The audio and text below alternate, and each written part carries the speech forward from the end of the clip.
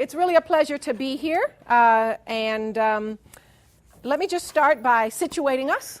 You all know where you are, but on this topic of school choice, the issue of school choice has a long history in the state of Virginia.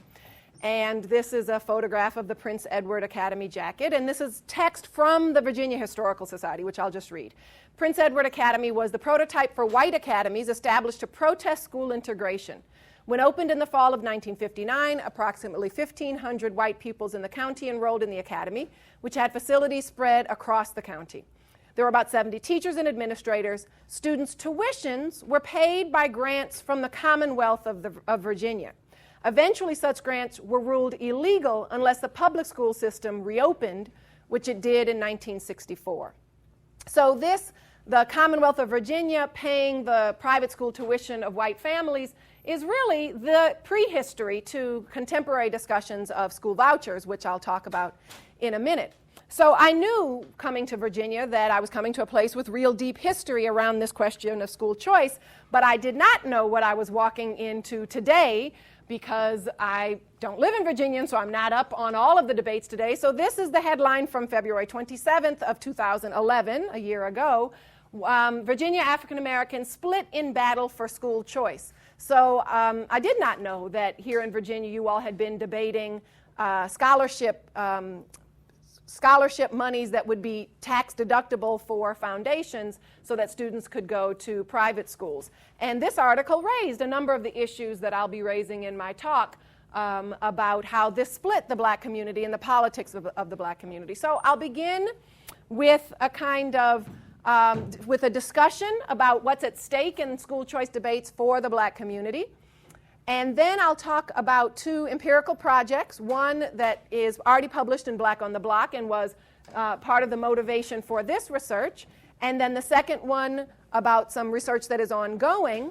And then I'll conclude with my answer to I have to say, after I sent the title, I thought, why am I sending that title? I have to answer that question. Let me begin with a caveat that I am in the process of trying to figure out an answer to that question. So don't hold me to whatever answer I get today, and indeed, your feedback will be part of that process of answering. But my answer for today is school choice is not good for the black community, but for a few black children. Okay, so beginning with my motivation. This is a postcard from the Renaissance Schools Fund, which is an organization that pools the money of private firms in Chicago so that they can give money to charter schools if they like. And this is a postcard they were using to promote the Renaissance Schools Fund. And the reason why it caught my attention is, as was mentioned in the introduction, I'm on the board of Urban Prep Charter Academies for Young Men, and this is the CEO and founder of our schools, Tim King, and one of our students.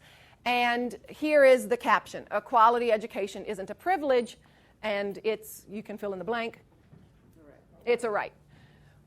Don't we wish it said that? It didn't say that. And here again was the photograph of somebody, a school with which I was deeply involved, and it made me realize how much getting involved with this school was not one effort to participate in the education of young black men in Chicago, but rather my foot into really a social movement. Indeed, the charter school movement is often referred to as such.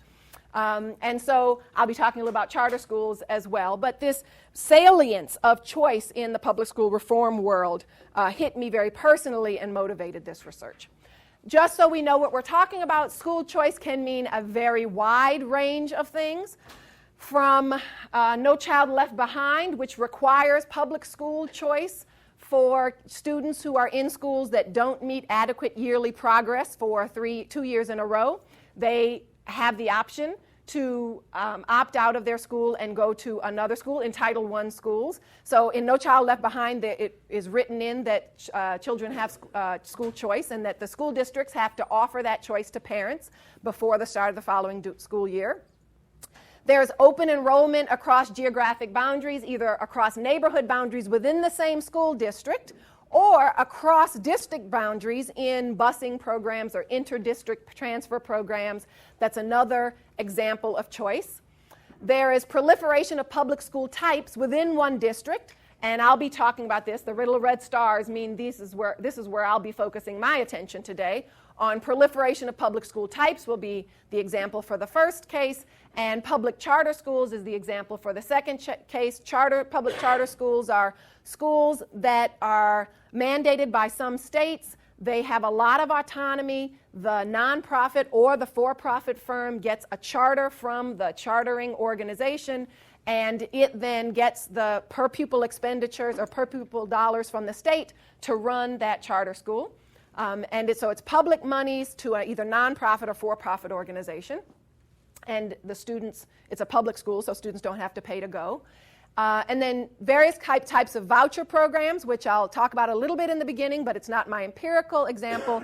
And that's what the Virginia legislature recently voted down, a voucher program here in Virginia. But there are voucher programs in Wisconsin, in Florida, in Ohio.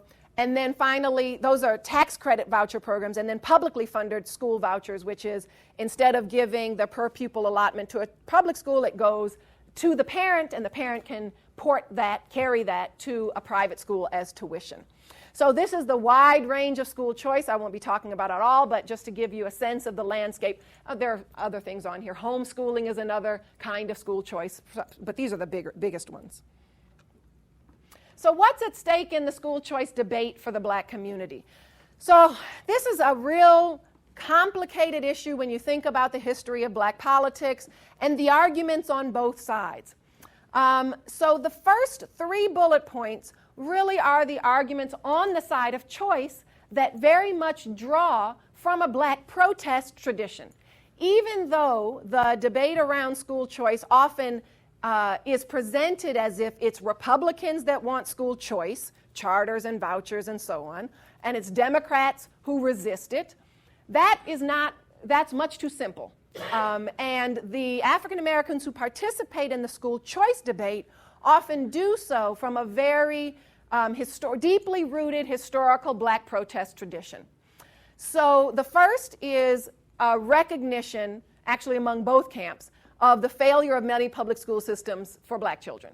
And this, I don't think I need to go through the data on differences in test scores or differences in disciplinary actions against black students or differences in high school graduation, any of those kinds of things. I think that we kind of clear about, and that's what motivates the demand to do something different. What that something different is where we start to see these divergences in school choice versus other kinds of strategies, which I'll also talk about. So the first first root of black support for school choice comes from the recognition of failure of desegregation as a project and the assertion of notions of either freedom, i.e. the freedom to choose, the emancipatory promise of charter schools and other kinds of school choice mechanisms. Indeed, that's the title of a book on this topic, The Emancipatory Promise of Charter Schools, and autonomy. Basically, the ability for black parents to decide where their children should go to school, what kind of education their children should get, and to control that curriculum. It has its roots in black nationalist figures. Howard Fuller in the city of Milwaukee was a member of the Black Panther Party and then went on to be the the superintendent of schools in the city of Milwaukee, and then went on to champion the voucher school movement in Milwaukee. And Milwaukee now has one of the longest standing voucher programs in the country. And he heads up this organization, the Black Alliance for Educational Options, which puts at the center this notion of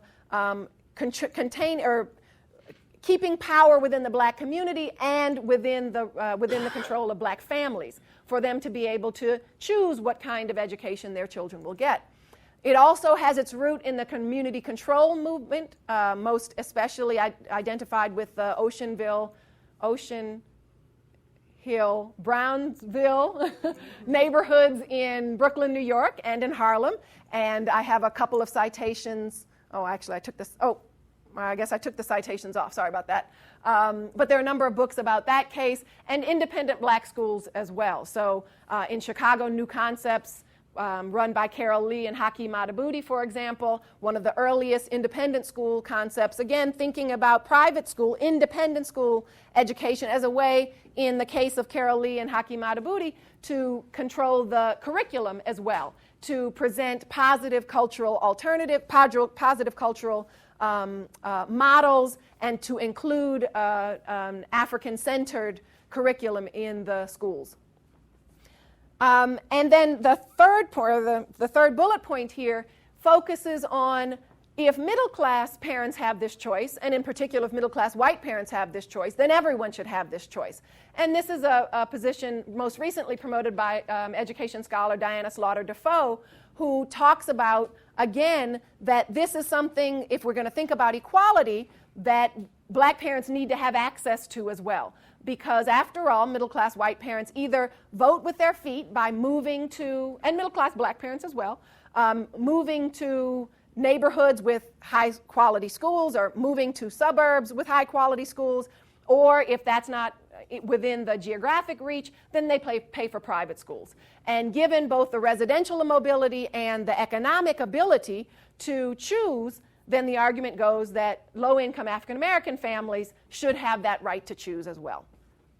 And this just gives you a sense, most recently, of the exercise of that choice across racial and ethnic groups, such that a fewer percentage of African-American children go to their publicly assigned school than white children, but that's because black parents are taking advantage of these public choice options. Magnet schools, charter schools, I'll talk about a number of that variety of school types, whereas white parents are by and large choosing private, not by and large, when they're not in their public assigned schools, they're choosing private schools, and vouchers are especially about opening up this option also to black families.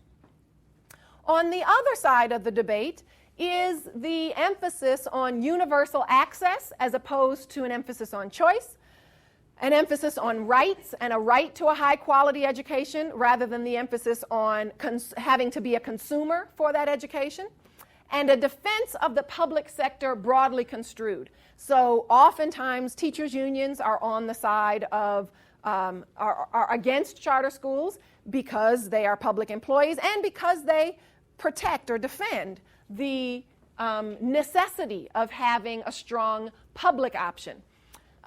So you may call it a public sector, or if you think about it in welfare state logic, meaning welfare state around education, health, social support systems, safety nets, unemployment insurance, that public education would fit in that welfare state mind as well. And a recent book by Teresa Perry and colleagues entitled Quality Education as a Constitutional Right expands on this part of the story. So just going through that very quickly, I think illustrates that school choice complicates Michael Dawson's kind of classical at this point, I think, discussion of the black ideological landscape. So he identifies 5 tenets within black African-American political ideologies. I don't think that the school choice debate really touches too much on black Marxism and black feminism, and Dawson actually argues that black Marxism has waned post McCarthyism, for example, and so it's not as much in the black political landscape today. But on the top 3, black liberalism, black nationalism, and black conservatism, it's very hard to say where school choice falls among, and where a rights discourse falls amongst these 3. On the one hand, it's pretty clear that school choice lines up with black conservatism in a notion that the free market is better for providing goods and services, including things like education and health, is better for providing those services than the public sector. That's pretty clearly aligned with the conservative political ideology, and so that fits pretty clearly in black conservatism. But for black liberalism and black nationalism, it's not so clear.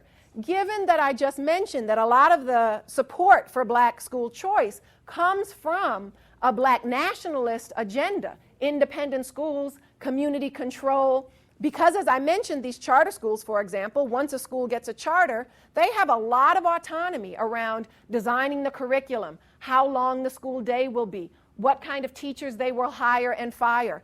All kinds of autonomy that traditional public schools don't have, that can line up pretty clearly with a black nationalist agenda. Now, no school can say we're only going to admit black students. Indeed, some schools have said that in Detroit, for example, and that was challenged. But in the charter school that I'm a part of at Urban Prep, we don't have to say that we're an all-black boys school. We just put ourselves in Inglewood on the south side, and we're an all-black boys school. Or we put ourselves in many neighborhoods in Chicago, and we're an all-black boys school. But we cannot, we would not discriminate when we get applications, actually either from boys, either from non-African Americans or from non-boys, i.e. girls. We couldn't discriminate in that respect either, but our mission can say, as of No Child Left Behind, our mission can say that we're all boys. So on the black nationalism front, you see parts of this school choice agenda, and the black liberalism front seems to line up, even though the black nationalist agenda would generally eschew liberal American institutions. And insofar as the charter movement and the voucher movement is very much aligned with a free market, very much rooted in a capitalist ideology of the free market, that would normally be something that black nationalists, and especially black Marxists, but they're not as much in play, black nationalists would challenge. So it's an oddity, and it's a paradox that a reform strategy, a political strategy that includes both the capitalist leanings of a free market and the nationalist leanings of community control come together in this issue of school choice. On the black liberalism front, that's a more opposed to the school choice idea, because the black liberalism front is more pushing for this other side, the rights, the universal access, as Michael Dawson calls it, the radical egalitarianism. But there are some strands within the black liberal tradition that also put a little more emphasis on the free market, and that is in line with the charter school and choice movement in general. If you're confused, it's not because I'm not explaining it well, it's because it's confusing. Or the way we like to say in sociology, it's complicated. And so these two sides don't easily line up with what otherwise seem like pretty tidy political ideologies. And it's very difficult, to kind of throw stones at either the black nationalists who are now aligned with the free marketers, or the universal rights folks who look like they don't want to let black kids get a good education in charter schools or giving them vouchers. So it's quite complicated. Okay, and then the final point I want to make about what's at stake in the school choice debate for the black community. So this is a political issue, obviously, but it's also, hopefully, an issue about education and about getting kids a good education. And just to summarize very briefly the literature on the impacts of school choice, it's a hard literature to get through because there's lots of research done by special interest groups. So I've tried to choose somewhat less partisan entities. The first is a most recent review of the literature by Cecilia Rouse, who is an economist, and I chose her because she, in many earlier papers, had been a very ardent supporter, had found frequently a lot of positive impacts of both charter schools and vouchers, and in her most recent review of the literature across the country comes up with this conclusion. Although there may be other reasons to implement school voucher programs, one should not anticipate large academic gains from this seemingly inexpensive reform. So in her national review of the literature, the research on school vouchers, she and many others have not found very large academic gains, meaning the test score gap is not particularly narrowed as a result of school vouchers. And the same is found in the charter school research. So the second one is a study done by the NCES, the National Council on Education Statistics. I might have made that up, but it is NCES. And so this is by the Department of Education. And they conclude, overall, our results suggest that charter schools are no more successful than nearby traditional public schools in boosting student achievement. They generally find that there are some charter schools that do really a lot better than their comparison traditional public schools, and some charter schools that do a lot worse. And so on average, they don't do much better than the traditional public schools. They do find that charter schools showed the most promise for large, poor minority school districts, which is promising for this campaign, but the positive results aren't overwhelming. It's not a silver bullet, but it shows positive results where in other subgroups it didn't show that. And they studied other things besides test scores in terms of they studied student effort, behavior, parental involvement, and they showed no advantage for students who attended charter schools over traditional public schools. But one very clear finding they did have was that parents of students in charter schools reported higher satisfaction than the parents of comparison students. So there's no question, and this is borne out across the research evidence, that when parents feel they have a choice, they actually are more satisfied where they end up, even if their child is actually no better off than they would have been in another option. When parents have exercised that choice, parents are more satisfied, which can account for the growing popularity of charter schools, as I'll show here. You probably can't see that, but that's what it shows. No, that's what this one shows, the growing popularity. This is support for school vouchers among African Americans from 1996 to 2002, support for vouchers among whites from 1996 to 2002, and basically you see growing support, although we're not talking a huge difference here. That's the fact that this is still a debate. This is still an issue, a hot topic, but you see growing support among both blacks and whites. And this is from Catherine Tate's What's Going On, and I put it up here because it compares what parents say about the promise of charter schools and school vouchers. Basically, it asks, rating of school improvement proposals by race. Please tell me how much each of the following proposals would improve public schools. So about 63% of African Americans think that charter schools would improve public schools either a great deal or a fair amount. Providing school vouchers, we're up to about 61%. But a much larger proportion, 92%, think that providing more federal money for local schools to use as they see fit thinks that that would be a good proposal. And 95% think that providing more federal money for programs specified by the federal government, money somehow, either how you all say we should use it, how schools say they should use it, but thinking that both of these would be better. A larger proportion think those are better strategies than for school vouchers and for charter schools. Okay, so that's what's at stake for the black community. There are two stakes, the political stake and the educational stake. So let me talk a little bit about what's going on in the ground level, and now I'm going to read a little bit just so I get the story, the complicated story correctly. Okay, so I'm going to be talking about this research that I did in North Kenwood, Oakland, in Chicago, that was gentrifying with African American professionals. And when the North Kenwood, Oakland neighborhood began to gentrify in the late 1980s and early 1990s, there were 3 operating public elementary schools and 1 public high school, all of which had abysmal records. For example, the 4-year graduation rate at the high school in 1995 was only 58%, and 23% of the students there were chronically truant. The public discourse of school reform always emphasizes improving educational options for all families, including low-income residents, but the available reform tools, things like schools with selective enrollment criteria, charter schools, small schools, make school reform more exclusive than its rhetoric suggests. Though none of the strategies that are operative in Chicago privatizes education, there are no voucher options in Chicago, all of them put limits on the ability of neighborhood families to take advantage of the new schools as this neighborhood was changing. So the 3 elementary schools and the 1 high school all went through transformations during the time of my research. The model has changed from one in which cities deliver public services like education, healthcare, and protection from crime to one in which residents shop for these goods in a service landscape that includes more non-governmental and private subcontractors.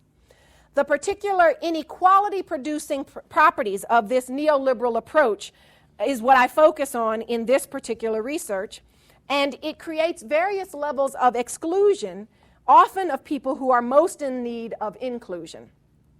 So there's no question that something had to be done in North Kenwood, Oakland about the disgraceful state of the schools. There's also no question that the activists who put in the hard work to make these changes, and they're what I call middlemen and middlewomen, or brokers, I also use that term, there's no question that they worked hard and that their hearts were in the right place.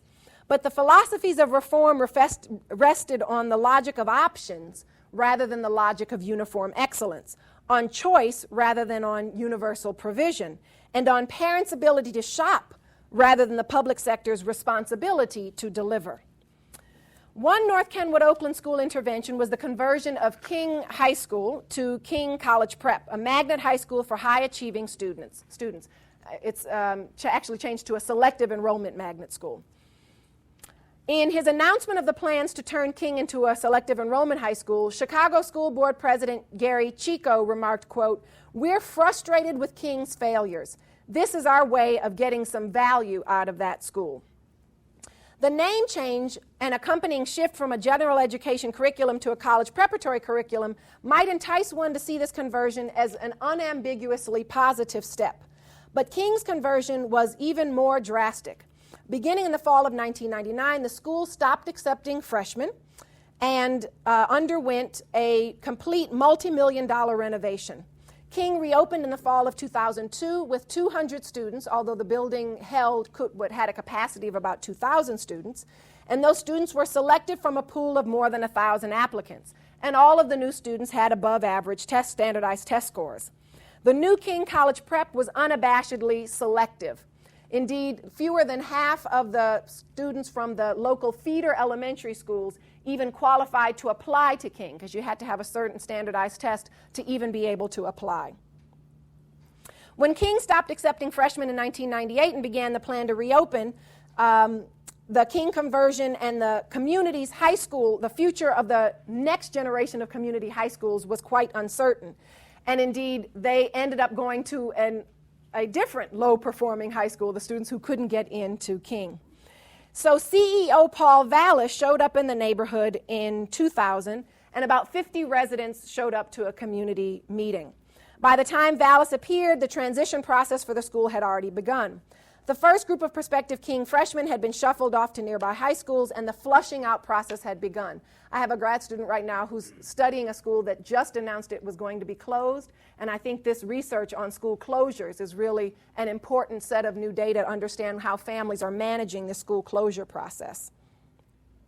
All that was left when Paul Vallis showed up at the King School in the year 2000 was a school that he said, quote, "This school has not been the school of choice for many residents. So let's not fool ourselves and say that many residents are choosing King." So you already heard this language of choice. The crowd that listened to Vallis was not completely acquiescent. They pushed the school's CEO, especially on the issues of inclusion and equity, cleverly invoking the school's namesake. Quote, one parent said, "It would do injustice to the legacy of Dr. King, who argued that no one should be excluded." Another similar question followed. "Nobody has any objection to a quality school. We just want a quality school that everybody can get into," or an assertion, not a question. Another assertion, "My kids aren't at the 6th stay nine." Stay nines are how Chicago talks about standardized test scores. "My kids aren't at the 6th stay nine, and I want good schools for my kids too," added another mother. So you heard in this rhetoric this protest, this resistance to exclusion. Another woman elaborated on these themes, and she received hearty applause. She said, quote, "It makes me wonder what's going on in the elementary schools. If these students aren't brought up, there wouldn't be any need for magnet schools. You're separating kids. You're making some kids feel like they're on top of the world, and other kids feel like don't nobody give a damn about me, so why should I try? It's just like Beasley, which is a magnet elementary school, where they don't even want to take the kids from right across the street." While attendance at that meeting I mentioned was quite low, only 50 students, the objections voiced by those parents were repeated in several of the interviews I did.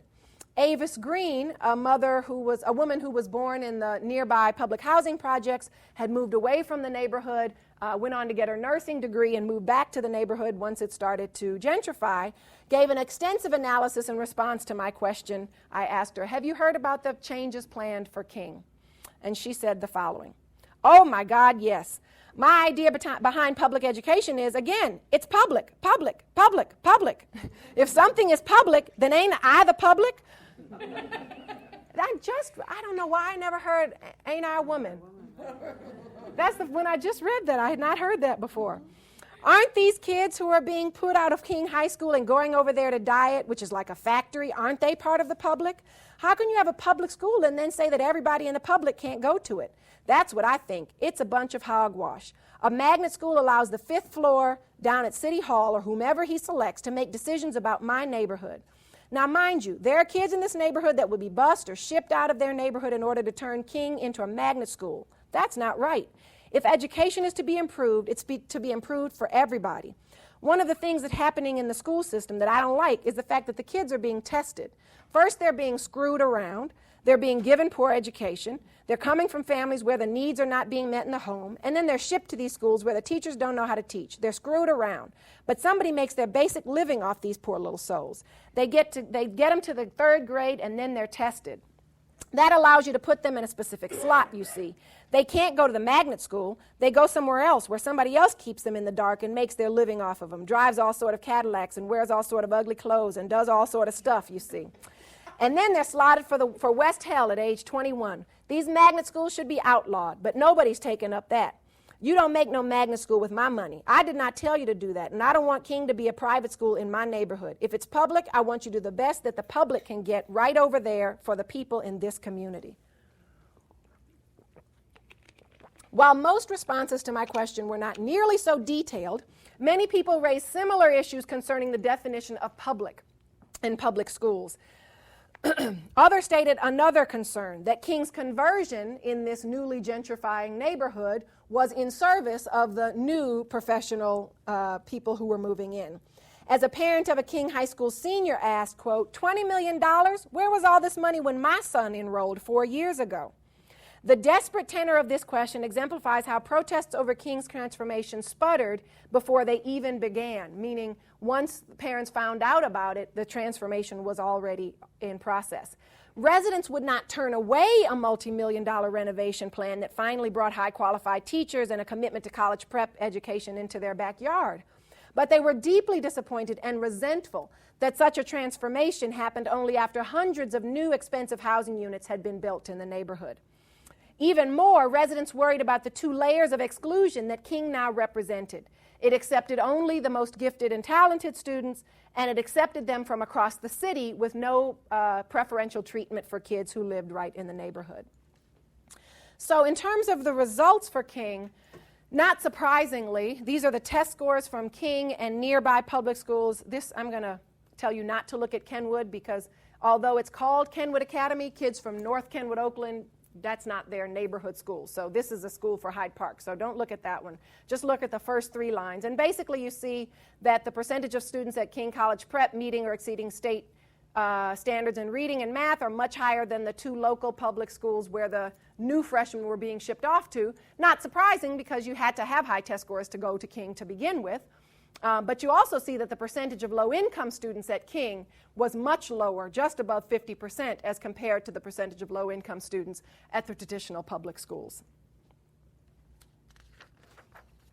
With the creation of King College Prep, the tools of the new entrepreneurial state created a tiered educational universe that put the onus on parents and students to choose their way into the best school options. While Chicago Public Schools officials claimed that the regular, unreformed neighborhood general admission public schools will eventually receive similar attention and resources, it's not apparent how those investments will trickle down to them when the more prestigious schools always receive more money. Before the advent of school reform in North Kenwood, Oakland, parents who lived near Price, Robinson, those are the elementary schools, and the old King High School could do nothing. And on the first day of school in September, they were still sure that their child would have a desk in a classroom. Under the new choice regime, that's not at all clear, because neighborhood schools aren't neighborhood schools, and you don't even know what the admissions criteria are in the school right across the street. The education they received once they seated was subpar, to be sure. Open access alone does not satisfy the state's duty to provide decent educations to its citizenry. But in the neoliberal model, the attitude is that some of that burden should be passed on to parents. and should be shouldered by citizens themselves. The relative underrepresentation of non-poor students at King High School, for example, illustrates that those who are in the most need of the best schools are the least likely to be there. Public goods are no longer broadly and equitably available, but instead constituents must be well-informed, industrious, and entrepreneurial enough to demand them and search them out.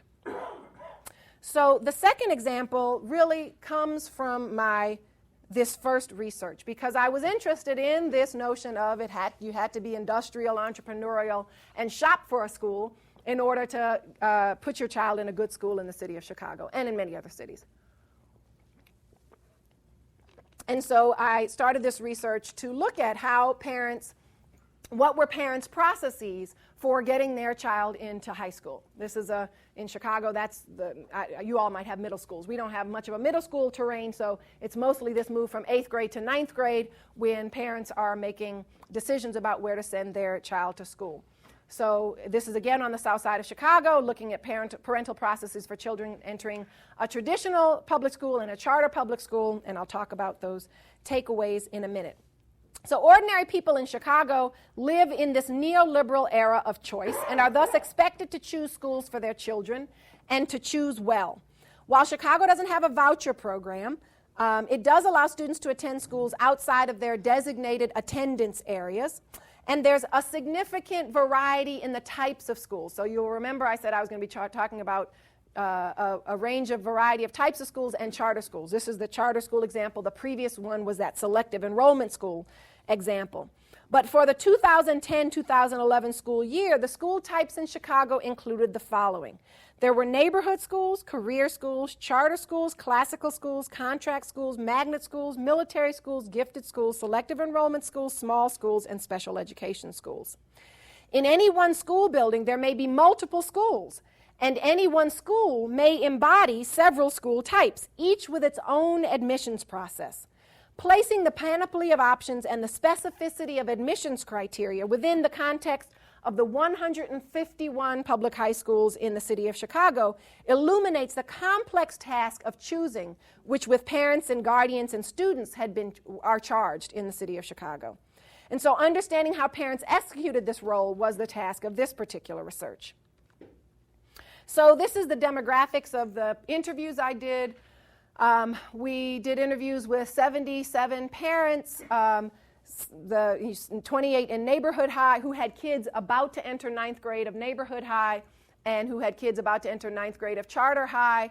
And you see, again, the kind of pattern that parents entering charter high had higher income, were less likely to be unemployed, and were more likely to be married. So they're generally a more advantaged sample than the parents who had kids entering neighborhood high, but not advantaged, meaning this is still a low income, this is still a high unemployment rate, so disadvantaged still, but more advantaged than the other parents.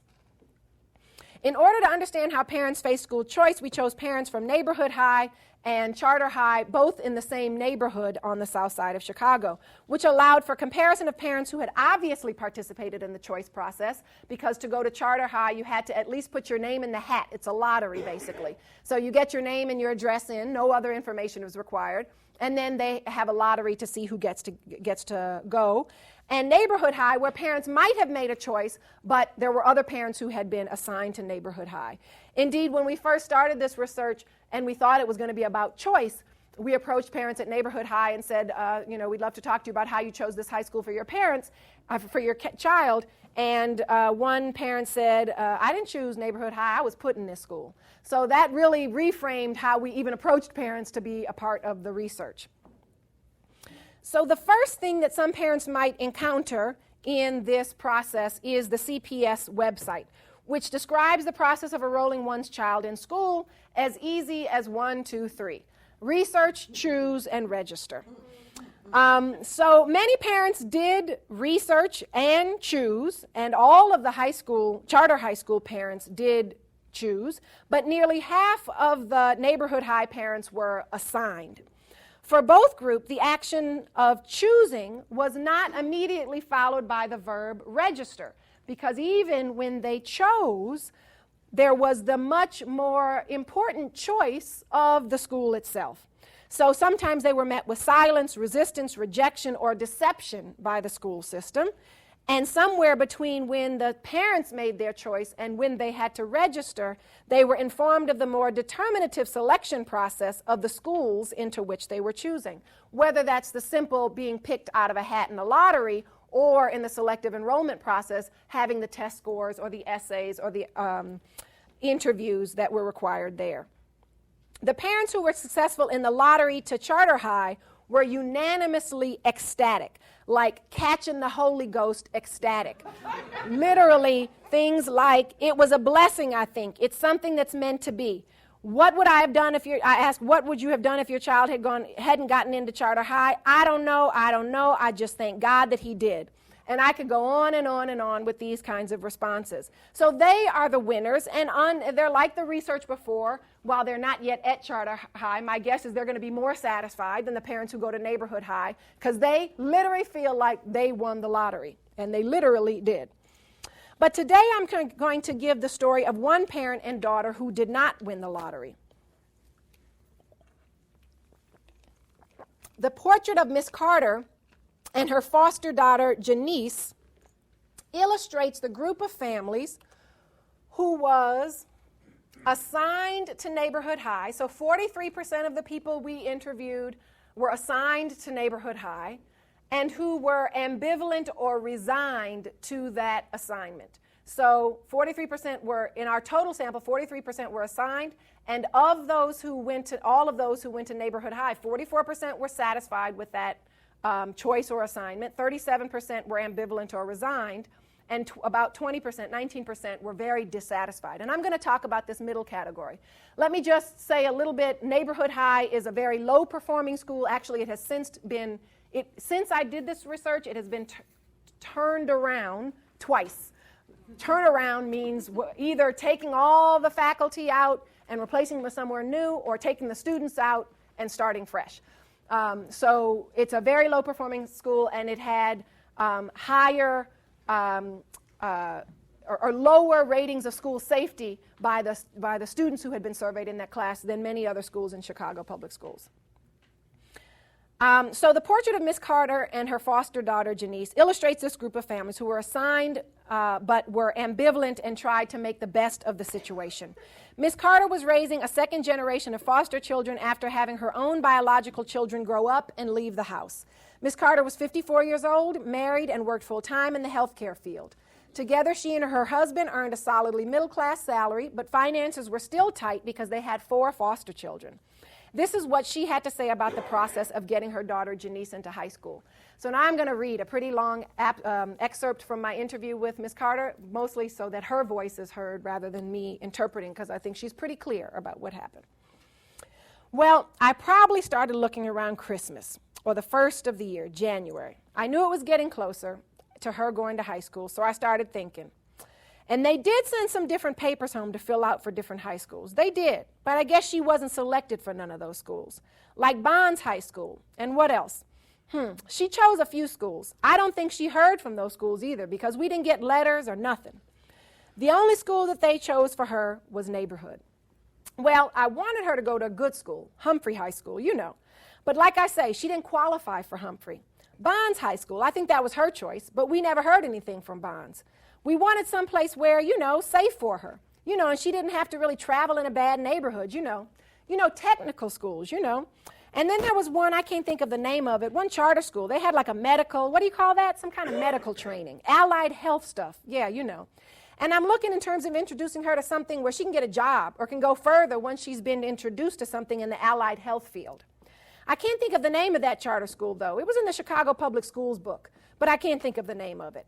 But yeah, I wanted her to have where they had some technical stuff, allied health, any good training, I went to the counselor, and I was just asking her, could she help me and Janice to get into Humphrey High School and the other school we chose and the charter school. So she circled some stuff and that was in the Chicago Public Schools book, and then I went home and I called the charter schools. But they had did the lottery already, so I was too late. Then the counselor did tell me that Humphrey, you had to have your scores up, and they did look at their 7th grade scores, and hers weren't so good. So her chances weren't good to get into Humphrey either. After that, I was just waiting for the letter of response of the schools that she did put down on her application. You got to ask her what school she put down, because her and my daughter did that when I was at work, her older daughter she's referring to. But I was just waiting for the letters, to see if any other schools was going to write to say that she was accepted. But we didn't hear from anybody, nobody but neighborhood. And when my daughter opened the letter up, here she's talking about her older daughter who was opening up the letter for her younger daughter. When my daughter opened the letter up, my daughter called me and she said, "Guess what?" And I'm like, "What?" And she said, "Janice going to neighborhood." And I was very disappointed. I was disappointed because I had never heard any good stuff about neighborhood, And I didn't hear from neighborhood until the last minute. I didn't know she was going to be sent to neighborhood. Now, who made that decision? And why didn't we hear from Clarion High School? And why we didn't hear from the other schools that she put down? Because we were waiting in the mail for a decision to say that I accepted the child or I didn't accept the child. You know what I'm saying? Only thing we heard from was neighborhood, and we didn't choose that school. So what? They send black kids where they want to send them? Why did neighborhood come up and we can't hear from any other schools? I didn't like the process. I didn't like it because, like I said, they didn't send any information home or mail information to my house about the schools that she chose. And I don't like it because they sent neighborhood and we didn't apply for it. I don't think I would have chose that school, just up and chose that school, because like I said, it was chosen. And then my daughter say, once the school is selected, she said, you have to go there the whole year before you can change. So I called neighborhood. No, I asked a question when I went there in the orientation. Did she have to stay here or could we transfer? And they told me that if I find a school that would accept her, that she can transfer. But after the orientation, like I say, I was impressed. That they were strict with the kids, and I like that. Neighborhood High have different curriculums, and she always wanted that culinary arts because she said she wanted to cook. So, she liked that about neighborhood. And she did say she thinks she's going to like neighborhood, so we're going to stay there. And then I look at the distance from the house. It wasn't too far, so I just said, we'll just give it a try.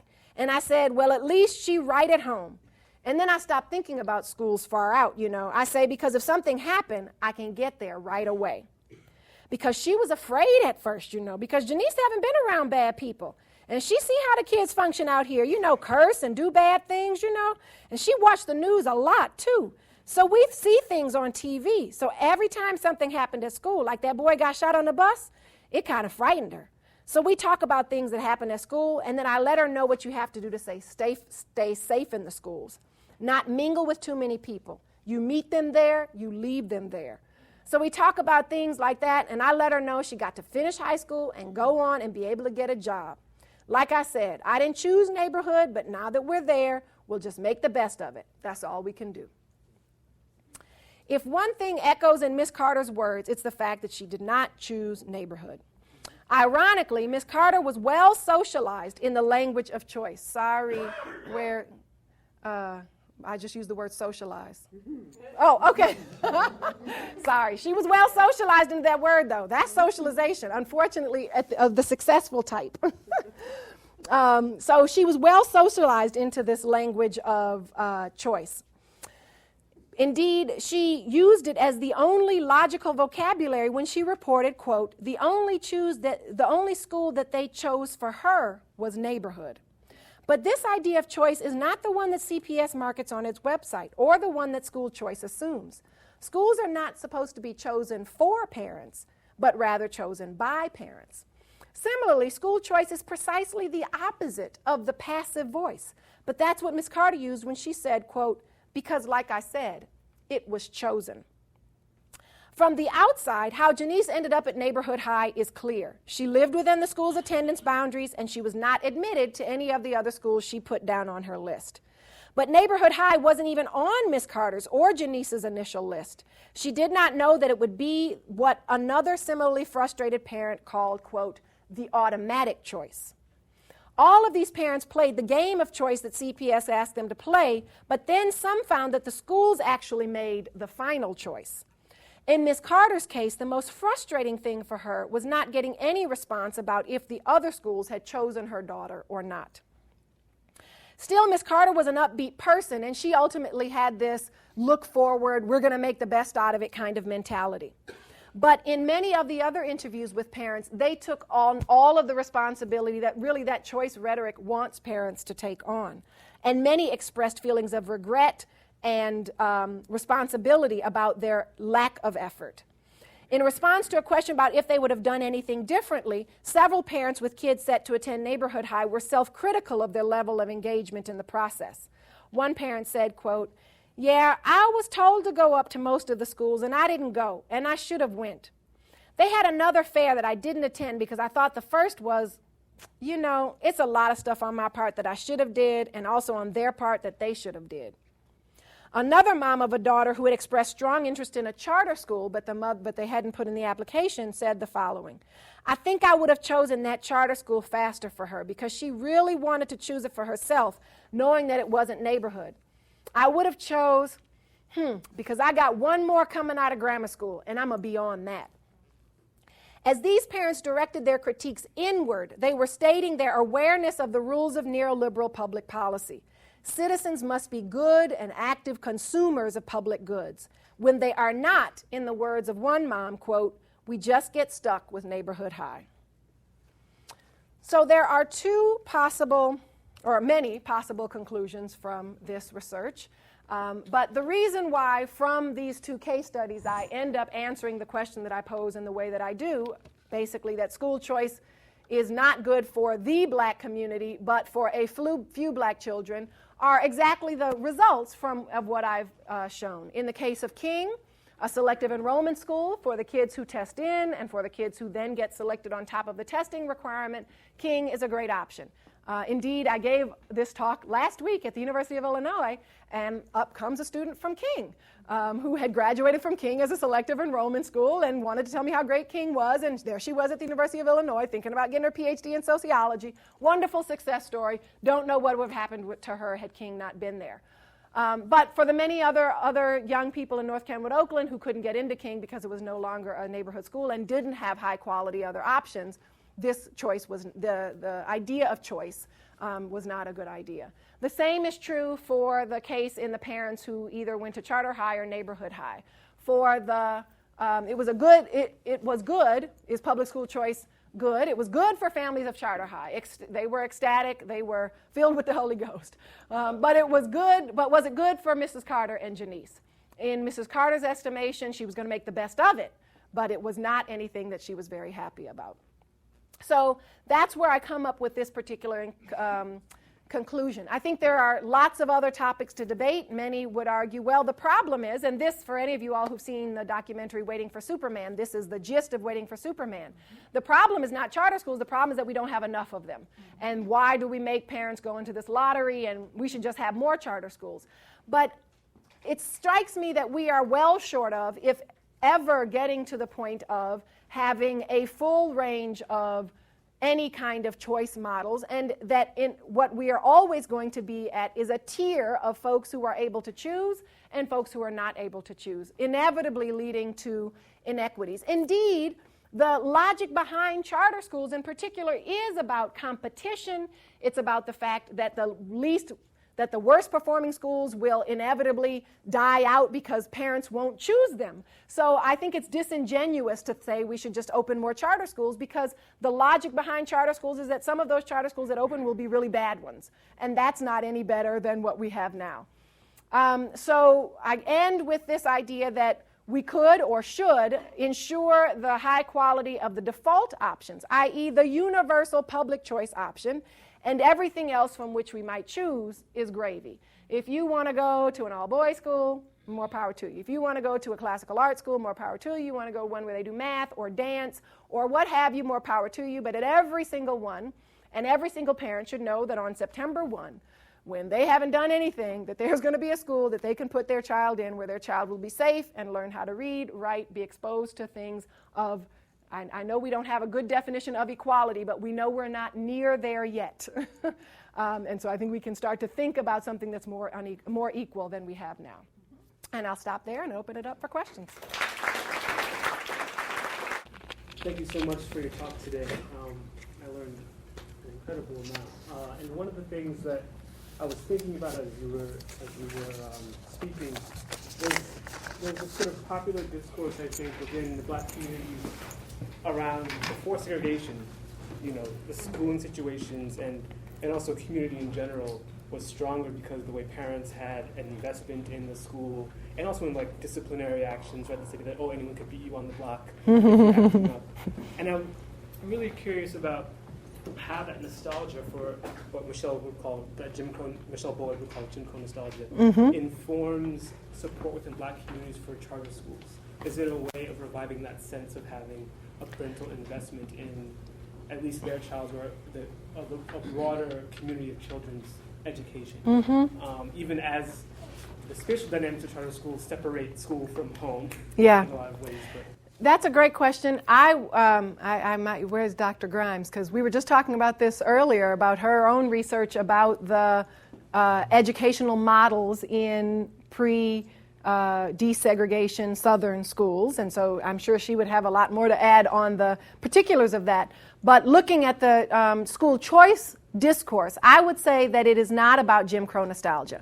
Indeed, it's especially not about Jim Crow nostalgia because a recognition that that kind of segregation was forced, even though we did a lot with it, it's very different than community control and the creation of Black institutions because we choose to have Black institutions. And so I'm not saying that it is diametrically opposed to a kind of Jim Crow nostalgia, in that some of the resources that we recognize as positive under that system would still be applicable today, for sure. But the general ideology around making an autonomous decision to create Black-controlled institutions is different than the rubric under which the institutions were formed under Jim Crow. Mm-hmm. Oh, okay. Sorry. No, you go ahead, and then I'll come here. Okay. Mm-hmm. So you were talking about how the parents who won the lottery, right, were really happy. But did you come into them also having a narrative about, though I recognize this is good for my child, I waited a really long time and I wasn't sure if I was going to win, and was there like a resistance? No. Or was there just a resignation? This is the way the public school system is now, and you just hope for that? The latter. Yeah, there was very little. It's a shame that I have to go through all of this. Both the charter high parents and the neighborhood high parents had very much incorporated the choice rhetoric. Yeah. Again, the neighborhood high parents mostly were invoking it afterwards, realizing that they could have exercised or should have exercised more choice, even when they had exercised lots of choice. Even as in this case, she put in a lot of applications. She knew a lot of other schools. And the charter high parents could in many respects be poster children for the choice movement, insofar as they often said, parents, you really have to be on it. So I know as a parent I have to be on it. I started this end of 7th grade year, because for the selective enrollment schools, since they use 7th grade grades, parents are definitely thinking about their kids' 7th grade grades as a way to get in the selective enrollment schools. So no, it was very much very in line with have to be a savvy consumer, have to get all of the information. And I haven't talked here about, I should include that slide in future talks. I haven't talked here about the differences in resources. So the charter high parents were much more likely to have a car, much more likely to have internet, much more likely to be involved in community organizations, much more likely to go to church, all of which grew the capacity of their networks and their mobility and all of that to actually do the search that they did. There was one, and I also didn't talk about many of the obstacles that especially the neighborhood high parents, but even the charter high parents, talked about in terms of this process. Things like especially transportation issues, both the cost of getting to open houses and filling out applications and visiting schools, but also the potential cost of sending your child to a school not in the neighborhood. I can't pay the bus fare for him or her to be going to some other school, and I don't have a car, so I can't take them. So all of the transportation concerns were really, really, really salient in how parents were making the decisions. And because of the slightly more advantaged nature of the charter high parents, they were more likely to be able to say, well, my sister's going to drop her off in the morning, and then I can pick her up in the afternoon, or something along those lines. Thank you for leading perfectly into my Oh, good. I was late. I apologize. Thank you. I'm glad you started. It's it's your problem, unfortunately, because then you get the floor seat. I'm feeling very grounded here. So my question is, who is the we that can ensure the high quality to the fall time? Uh-huh. And more particularly, where does that we reside? What's Physically, you mean? Like, we're talking about neighborhood, I'm talking about city, neighborhood, okay, geography. But it also resides in a legal framework. Yes, okay, so who are the we? Yes, that's an excellent, excellent question. So I partially see part of, okay, in this talk I did not frame as loudly as I do in other talks the kind of schizophrenic nature of this research for me. Because as I started, I'm on the board of a charter school, but I much more support the rights framework. So I belong to two we's in that sense. As I began in the beginning, just by being involved with that charter school, that kind of puts me in the charter school movement we, and then there's this rights we as well. But part of this work is to try to give talks, to have people, to raise these questions with all kinds of people who would form that we. So there are people who are already doing this work. I mentioned this book by Teresa Perry. In 2009, Jesse Jackson Jr. put forth a constitutional amendment for the right to education. I think there are efforts right now being woefully overshadowed by the choice framework. But I think that, politics can be cyclical, and there can be a moment again where we might be able to put a rights discourse back on the table. So I think I'm trying to keep the fires hot for those of us who are working on that, and perhaps as that constituency grows and the choice framework starts to decline, there can be actually some space for moving in that direction. You're 100% right that the we is also a legal framework as well, which I don't know as much about because that's not my area of expertise, the legal framework. I'm thinking about this more as a social movements framework. And on the social movements framework, it is interesting that the more vocal black social movements on this issue are around school choice. In Chicago right now, there is a growing social movement around quality neighborhood education. It is definitely growing. The Kenwood Oakland Community Organization is doing a lot of good work around those issues. We're talking hundreds of parents and students showing up, closing down the superintendent's Board of Education meetings around closing schools and reopening them up. The Board of Education still closes the schools, but we're still talking about hundreds of parents showing up to these meetings, overflow rooms and so on. So at least there's some activism, but the Howard Fullers and the Black Educational Options group have a lot of financial backing as well. But I'd like to hear your thoughts on the where do people reside, because I'm currently involved in a project up on Reed Street. You know where that is? Nope. Around here. That's it used to be the wonderful place to live. It was right close to town. The houses closer to town are bigger and nicer, and as you proceed out Ridge Street, the houses get lesser. And down the hill was where all the servants lived. Mr. Eugene Williams initiated the black move into that, into the white part of that neighborhood, and thereby initiated the flight.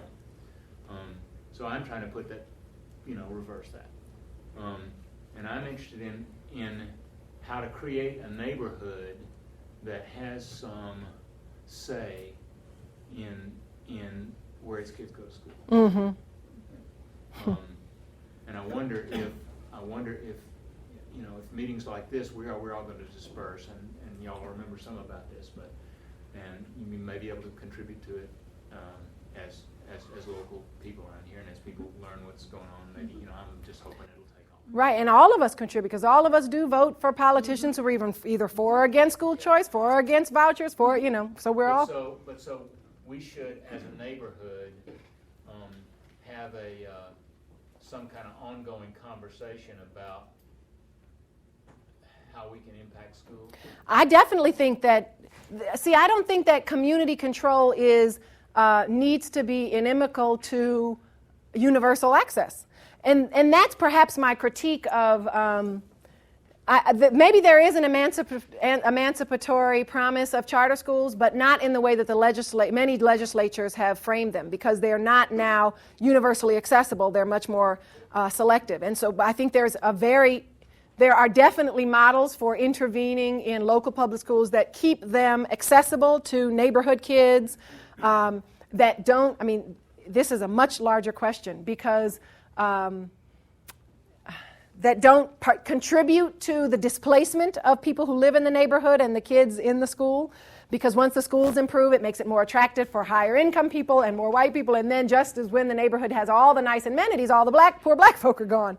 And that's what I study in North Kenwood, Oakland, not just around school issues. So that's a much bigger issue around community land trust to make sure that housing remains affordable and all manner of things. That is a much larger discussion than this. But housing and schools definitely go hand in hand. But in the short term, I think making interventions to create better performing and universally accessible schools is a good thing. I wonder if you can talk a little bit about public schools within a charter school.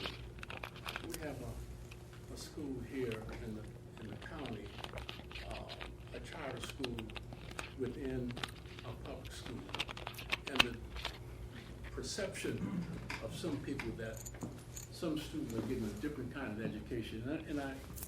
And I preface my remarks by, in New York City, Hazel Duke, the president of the state chapter in New York City, the president of the NAACP chapter in New York City, is suing a group of parents, or parents are suing her, because what she finds that the minority of students in a charter school are not getting the same as the majority of students. And the mission of the NAACP is to ensure a quality education for all children. Mm-hmm. And she feels, though, that a minority of students are not getting the same kind of education. Now, black parents in New York City are very, very mad at her, because they think that it's going to sap the quality from the children. Mm-hmm. They are saying that, why is the NAACP, with all of its history, coming down on this school, right, when the majority of parents are getting what they want? Mm-hmm. You've, I think, encapsulated the contradictions and complexities of the political arguments here, both of the conclusions that school choice is not good for the black community writ large, but for a few black children, and those parents are often vocal and happy. And that then it becomes odd when black organizations want to take away something that's working good for a few black parents. So I'm not quite sure I have an answer other than say I think you've captured it all very well. You had asked initially about a charter school and a public school. Do you mean that there is a charter school in a public school building, or do you mean there's two schools in one school building? One is a traditional public school and two schools in one school building, right? That's very common. I mean, one of the primarily a public school, but now they have a portion or a building, right, or a particular department, right, which is a charter school. Yeah. I guess my response, that's very common as far as I know, that because charter schools start as organizations, not as buildings. They're groups of people, whether they come from a black nationalist tradition or they are for-profit company, which there are, or they're a national company like KIPP, which is the people who started Teach for America. There's all kinds of forms, but they're usually a group of people, not a school building. Then they go to school districts and they need to go in a school building, and they aren't building new school buildings for charter schools, and so they share school buildings with traditional public schools.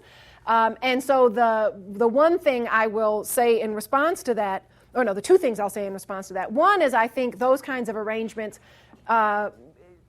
increase the mystery and amplify or continue to mystify the process for parents who see a building that on the outside says Jones or whatever it says, but on the inside has 3 different admissions processes or 2 different schools, and that I think is part of the problem around this choice idea, that there's such a disconnection between a physical school and a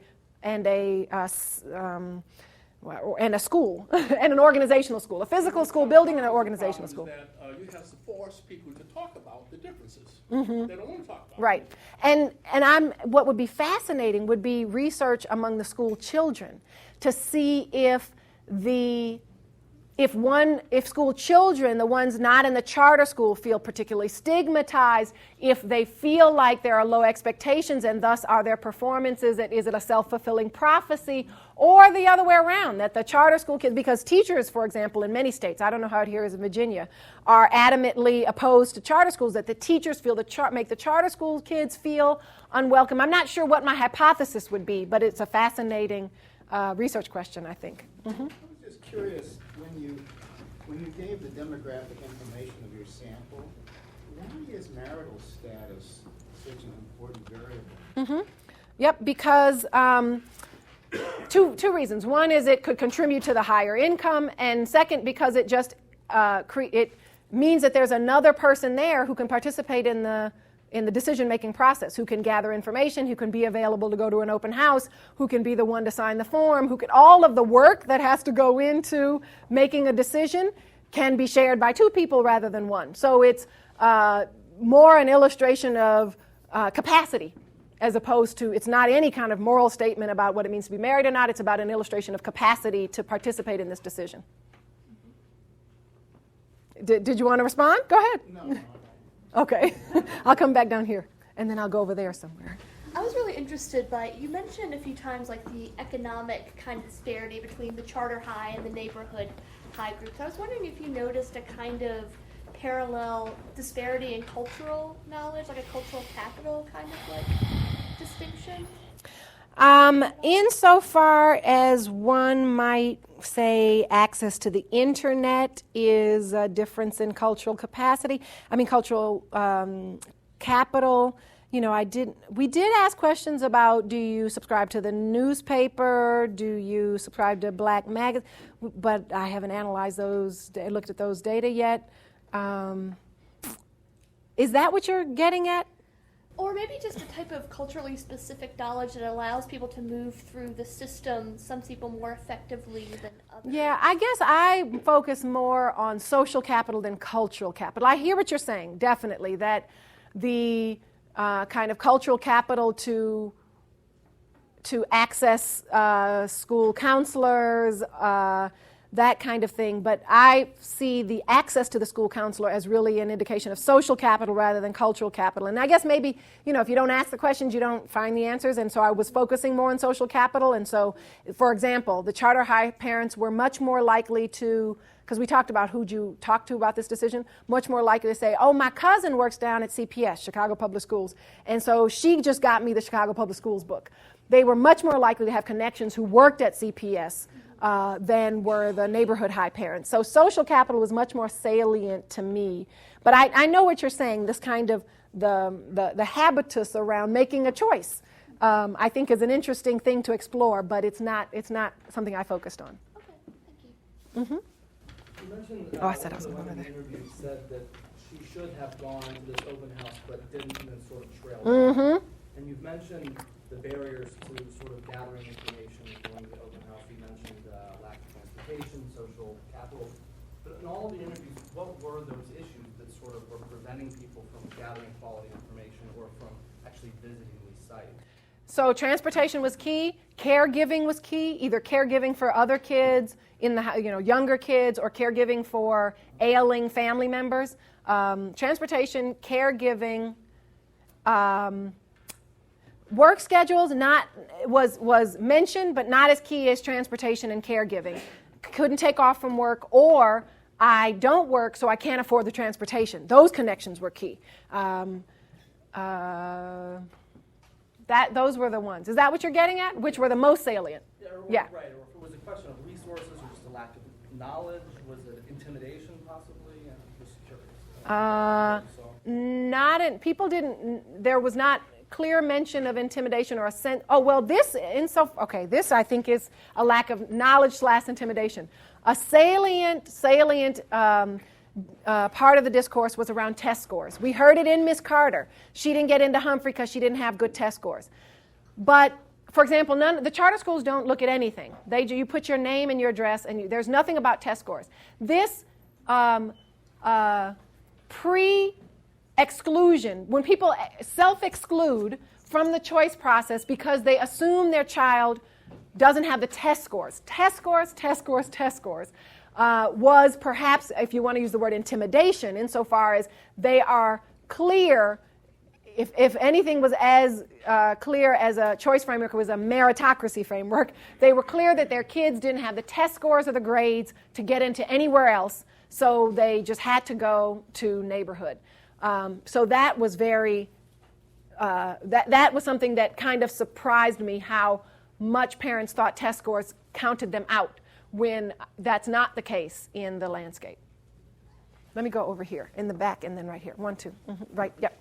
Yes, you. You're the back because there's nobody behind you. So in regards to your larger question of is this good for the Black community, had you noticed any tensions building within a neighborhood, right, where you have me, I'm going to this school, and then my neighbor, because their aunt knew someone at CPS, and got accepted into this charter school? Are there tensions building? Well, because... Okay, so that would have to... So for this research, I can't answer that because these were straight interviews. These were, I contacted parents off the list of the parents who had the kids entering the school, and I met them at the library, and we did an interview. So it wasn't a community ethnography. The previous study was a community ethnography. And that does not come up as something that... I mean, the neighborhood because that neighborhood was gentrifying, because the Black professionals who were moving in were so high income and the folks who lived there had such low income, there were young families because there were so many other things, this was not one of the areas of attention. It was much more around housing, much more around displacement and housing than around schools. Mm-hmm. I have a question and then I have a follow-up. How many of the charter schools, I know you mentioned that some were for-profit and some were not for-profit, how many are for-profit? Oh, that's a good question. I don't know those statistics. Any real charter school researchers in here who know those statistics? What proportion of charter schools nationally are for-profit versus not for-profit? I think the for-profit sector is a smaller proportion of the charter school sector.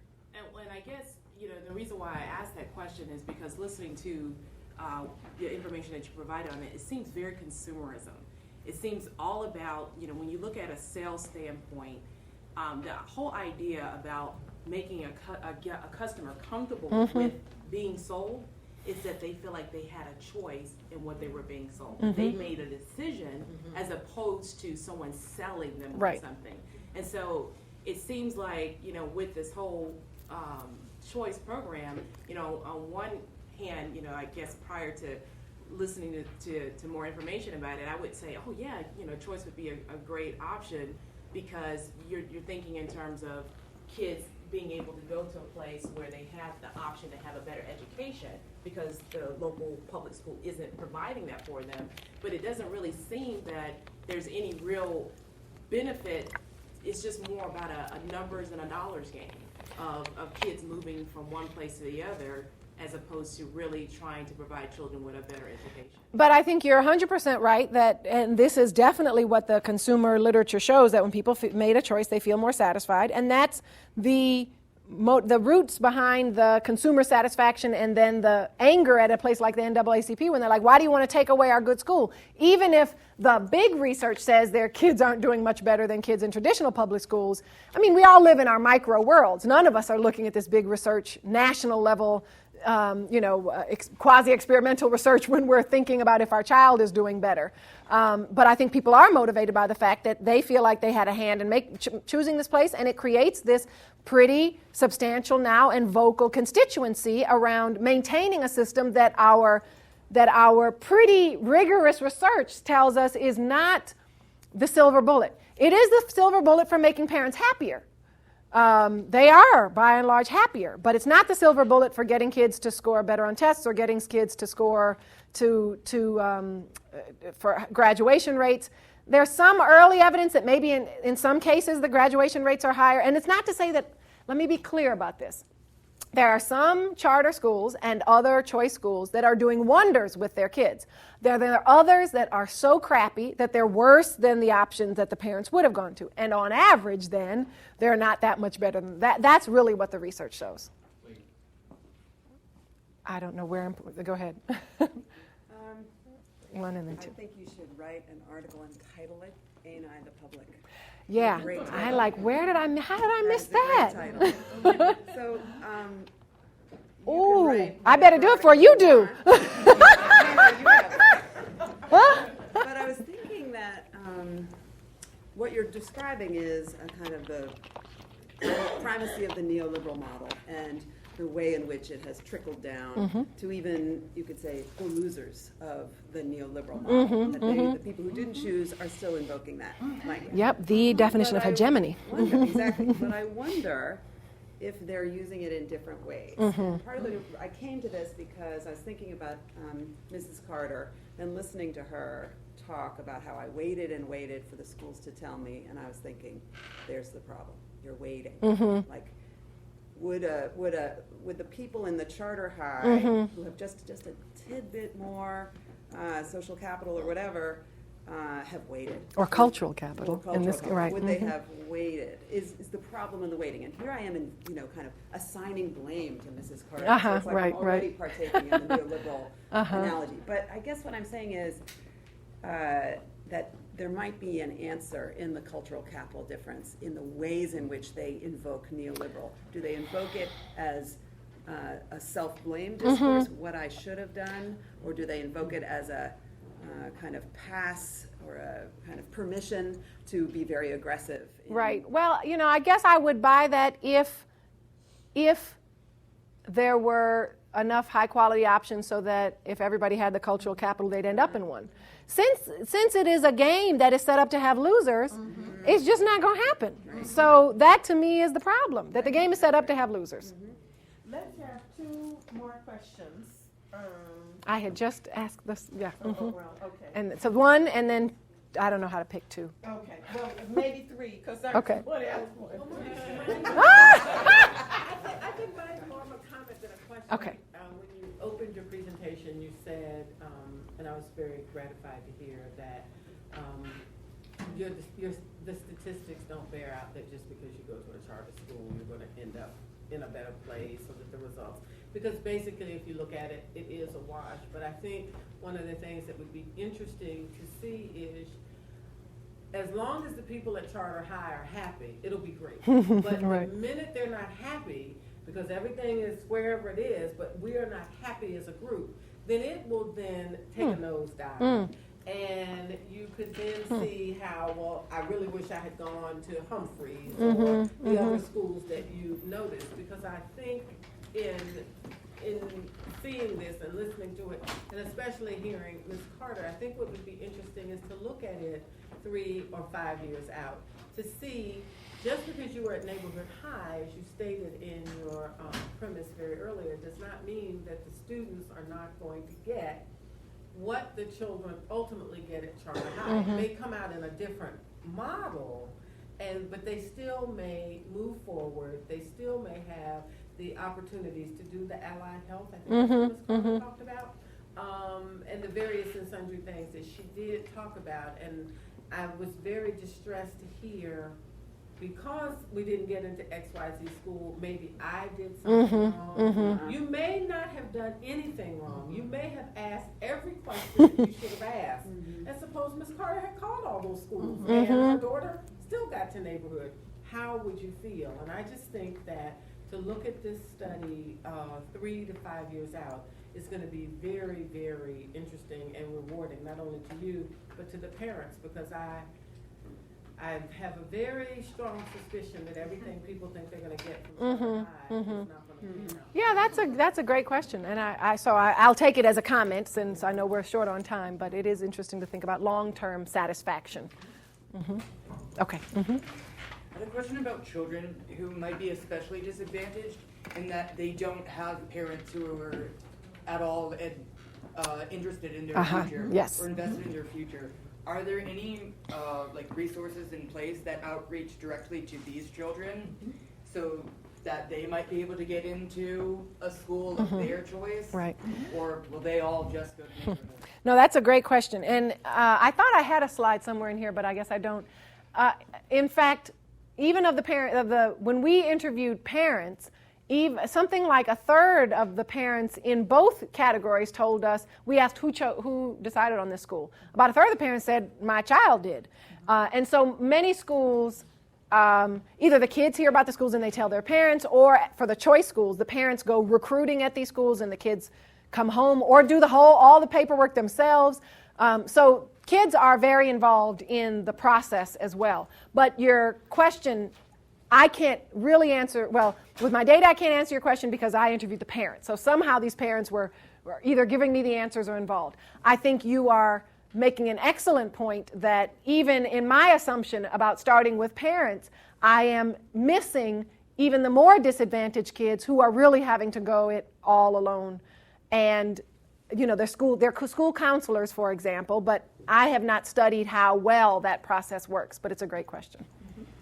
My question is related, and it's not about school choice, but it is about when did we become, because I honestly don't know, when did we begin to think of parents as absolutely essential to the success of the child? I don't know that this was always, of course, there have been parent-teachers associations forever, but it's only in recent years, it seems to me, that we have made parents almost exclusively responsible for the success or lack of success of their children. That I find it frequently invoked by educators and administrators in educational spheres. Well, the parents aren't involved. That unless the parents are in the school 24/7, they should not expect their children to succeed. So it's kind of related to this notion that parents are absolutely indispensable to the process. I would defer. I'm sure there are some education folks in here who know the answer to that much better than I would defer to them. The first thing that comes to my mind is the Coleman report in the 60s, which definitely found that's kind of what differentiated kids' outcomes, parenting. He talked a lot about social capital. He talked about parental involvement. And not just parental involvement, but the simple fact of parent demographics were very consequential in kid outcomes. But I think you're raising. So there's so many, I think, things happening at once. I don't know which comes first. In addition to the Coleman report, this whole discussion of consumer society. I guess we could think of the kids as consumers, but surely focusing on parents as consumers, a kind of neoliberal model. And then that also relates to what are they? Helicopter moms and tiger moms and whatever is the kind of angst around parenting. I don't know which caused which, but they're all moving in the same direction. I want to thank you, Mary, Professor. Thank you.